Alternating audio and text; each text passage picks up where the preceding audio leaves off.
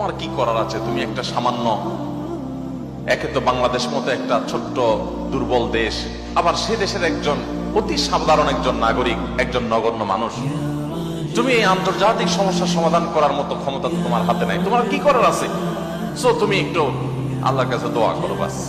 আমি একটু দোয়া করে ওটাকে স্কিপ করে আর একটা ঝাঁকানাকা কোনো ভিডিওতে আমি ডুবে যাচ্ছি। এই না আমাদের অবস্থা? আসলে কি তাই?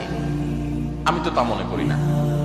এটা শয়তান আপনাকে মিথ্যা কথা বলে, আপনাকে মিথ্যা সান্ত্বনা দেয়। শয়তান বলে তোমার কিচ্ছু করার নেই। কি বলেছে? আপনার কিছু করার নেই। আপনার যে কত কিছু করার আছে সেটা আপনি নিজেও ভাবেন নাই। আল্লাহ তাআলা আপনাকে জিজ্ঞাসা করবেন না তুমি সেখানে সামরিক শক্তি কেন পাঠাও নাই, কারণ সামরিক শক্তি আপনার হাতে নাই। আল্লাহ আপনাকে এটা জিজ্ঞেস করবেন না। আল্লাহ আপনাকে বলবেন না তুমি মানবিক সহায়তা নিয়ে শত শত হাজার হাজার টন কেন খাবার পাঠাও নাই সেখানে, কারণ এই ক্ষমতা আপনার হাতে নাই। আল্লাহ এটা জিজ্ঞেস করবেন না।